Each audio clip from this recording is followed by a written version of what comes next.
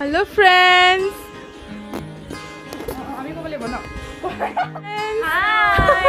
মোৰ চেনেলটোলৈ আপোনালোকক আকৌ এবাৰ স্বাগতম জনাইছোঁ আৰু এজনী হৈছে ভণ্টি মাইনী আৰু একটো দেখিছে আগৰ ব্লগত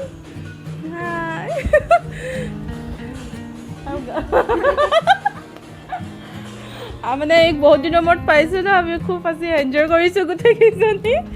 আৰু আমাৰ ৰেচিপিও আপোনালোকক দেখাই থাকিম কি বনাওঁ মানে মইতো নবনাওঁ এই বনাব আৰু আজি আমি বনাম কি মাছৰ জোল সৰিয়হ দি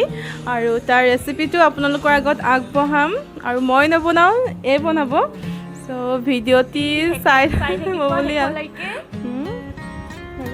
তো আহক আমি ৰেচিপি দেখাওঁ এতিয়া আপোনালোকক আৰু আমি এতিয়া এইফালে মাছ বনাবলৈ লৈছোঁ তাই এইফালে কি কাটি আছা পিঁয়াজ আদা নহৰু জলকীয়া বিলাহী আলু এইখিনি কি সৰিয়হ চব দেখাই দিয়াচোন কি সৰিয়হ ক'লা সৰিয়হ ন ক'লা সৰিয়হ আৰু এইখিনি লোকেল বাহু আৰু মছলা চব এইখিনি আদা নহৰুখিনিতো খুন্দি দিবা এতিয়া আৰু বনাই থাকোঁতে তাৰ ৰেচিপিটো আপোনালোকক দেখাই থাকিম বিলাহীটো এনেকৈ বিলাহীটো গলি যাব তেনেকৈ কেৰাহীখন গৰম কৰি ইয়াত ক'লা সৰিয়হখিনি দি দিছোঁ তুমি ইয়াত অইল দিয়া নাই ন নাই দিয়া তেনেকৈ শুকানকৈ কেৰাহীখন পূৰা গৰম হ'বলৈ দি তাৰপিছতে সৰিয়হ তেনেকৈ ভাজি থাকিব লাগিব ভাজি তাৰপিছত অলপ টাইম এনেকৈ ভাজিব লাগিব তাৰপিছতে হেতাৰে হেঁচি পেলাই ইয়াত গুড়ি কৰি পেলাব লাগিব মানে সৰিয়হখিনি এনেকৈ গৰম কৰি যেতিয়া গৰম হৈ যাব তেতিয়াই গুড়িটো হৈ যাব আৰু ইয়াত কিন্তু কমাই ল'ব লাগিব নহ'লে কিন্তু জ্বলি যাব সেইটো আপোনালোকে মন কৰি থাকিব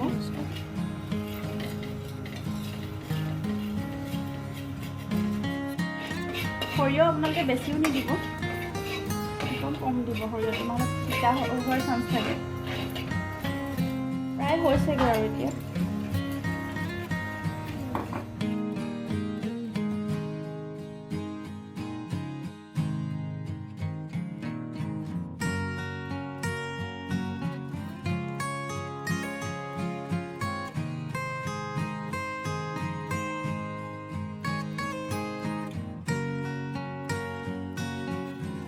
আৰু পিঁয়াজখিনি ভাজি থাকোঁতে আমি ইয়াত এতিয়া 2 টেবুল চামুচ কেঁচা মিঠাতেল ইয়াত দি এইখিনি ভাজি থাকিম আৰু তেলখন দিয়া সময়ত আমাৰ ভিডিঅ' কৰিবলৈ নহ'ল আৰু সেইখিনি তেল দিয়াৰ পিছতে অলপ সময় ভাজি তাতে আদা নহৰু পেষ্ট আৰু 5টা কেঁচা জলকীয়াও দিলোঁ কেঁচা জলকীয়া আৰু বিলাহী দি আমি সেইখিনি ভালদৰে ধুনীয়াকৈ ভাজিলোঁ আৰু বিলাহীখিনি অকণমান কোমল হৈ যোৱাত আমি এতিয়া ইয়াত দি দিলোঁ জিৰা পাউডাৰ ধনিয়া পাউডাৰ লগতে ৰেড চিলি পাউডাৰ ইয়াত দিছোঁ আৰু এইখিনি দি আমি অলপ সময় ভালদৰে ভাজি দিছোঁ এইখিনি অকণমান ভাজি আমি ইয়াতে গৰম পানী দি বিলাহী আৰু মছলাখিনি ভালদৰে সিজিবৰ কাৰণে ইয়াত আমি গৰম পানী এতিয়া ব্যৱহাৰ কৰিছোঁ ইয়াত দেখিছে পানীটো শুকাই গ'ল এতিয়া আলু ফ্ৰাই কৰি থোৱা আলুখিনি আমি ইয়াত দি দিছোঁ ফ্ৰাই কৰি থোৱা আলুখিনি আমি ইয়াত দি দিছোঁ অলপ এনেকৈ এতিয়া আমি পানী দি দিম গৰম পানী দিছোঁ হয় এতিয়া আমি গৰম পানী ইউজ কৰিম দেই এতিয়া পানী দিয়া হৈ গ'ল তাৰপিছতে আমি কেঁচাকৈ থোৱা মাছখিনি ইয়াত দি দিম ইয়াত নিমখ অলপ সানি থোৱা আছে ইয়াত দিওঁতে কিন্তু মাছ ফ্ৰাই কৰি নল'ব কেঁচাকৈ দিলে খাবলৈ খুব ভাল হয় ইয়াত সোৱাদ অনুযায়ী আকৌ অলপ নিমখটো দি দিব